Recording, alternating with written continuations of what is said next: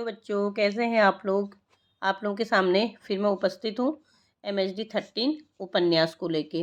MHD 13 उपन्यास स्वरूप और विकास, इसका एक प्रश्न मैं आप लोगों को पहले शेयर कर चुकी हूँ। तो अब आप देखेंगे मेरे चैनल के जरिए इसका दूसरा प्रश्न, उपन्यास की भाषा की विशिष्टता का प्रतिपादन कीजिए। प्रश्न है मेरा, उपन्यास की भाषा की विशिष्टता का प्रतिपादन कीजिए। तो देखेंगे, उपन्यास की भाषा पर विचार करते हुए उसकी विशिष्टता को 3 दृष्टियों से समझा सकता है। पहला है कथा कहना, कथा रचना और कथा दिखाना। इसको आप लोग एक फ्लो चार्ट के जरिए दर्शा सकते हैं। उसके बाद देखिए, उपन्यास कथात्मक विधा होने के कारण कहानी कहने की कला का प्रयोग उपन्यास की भाषा का गुण होना जरूरी है। कहानी कहना और सुनाना भाषक में रोचकता के बिना संभव नहीं है। इसी तरह कहानी को रचना और दिखाना भी होता है। उपन्यास में जीवन का विस्तृत चित्रण होता है और सूक्ष्म चित्रण भी होता है। उपन्यास में आधुनिक कहानी की तरह रचना की क्षमता का इस्तेमाल भी जरूरी है।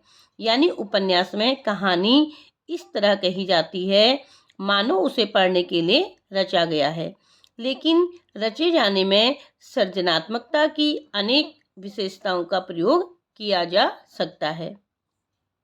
उपन्यास में दृश्यात्मकता की विशेषता का भी प्रयोग किया जा सकता है। यानी कहानी इस तरह कही जाए मानो हमारे सामने फिल्म चल रही हो। भाषा के द्वारा उपन्यास में 3 विशेषताओं का प्रयोग किया जा सकता है।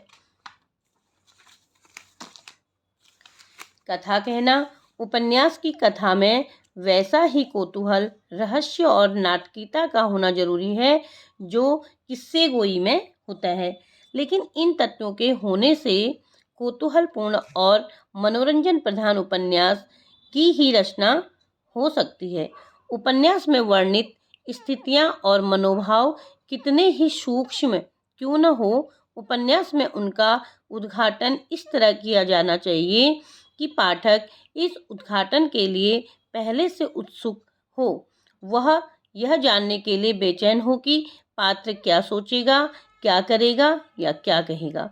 उपन्यास की कथा निरंतरता, संगीत और आवश्यकता अनुसार मोड़, घुमाव और उतार चढ़ाव से कहानी कहने की क्षमता का विकास होता है। दूसरा हम देखेंगे कथा रचना। उपन्यास की कथा कितनी ही स्वाभाविक, सहज और यथार्थपरक क्यों न लगे, अंततः उपन्यासकार एक परियोजना के अनुसार उसे रूप देता है। उपन्यास ही नहीं, कोई भी साहित्यिक विधा बिना किसी पूर्ण योजना के नहीं लिखी जाती। उपन्यासकार को कथा वस्तु का ढांचा कल्पित करना पड़ता है, पात्रों के बारे में सोचना होता है, उस देश काल को तय करना होता है। उपन्यास में उपन्यासकार एक फैंटगी की रचना करता है। इसमें सदैव नए नए विकल्प खुलते हैं, स्वाभाविकता और संयोगिता का खुलास मिलता है।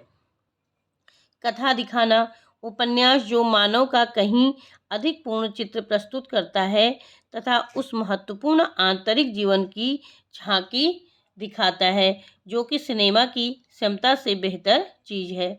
यहाँ पर हम यही समझ रहे हैं कि एक सिनेमा उपन्यास में कौन सा ज़्यादा दृष्टि उत्पन्न करता है।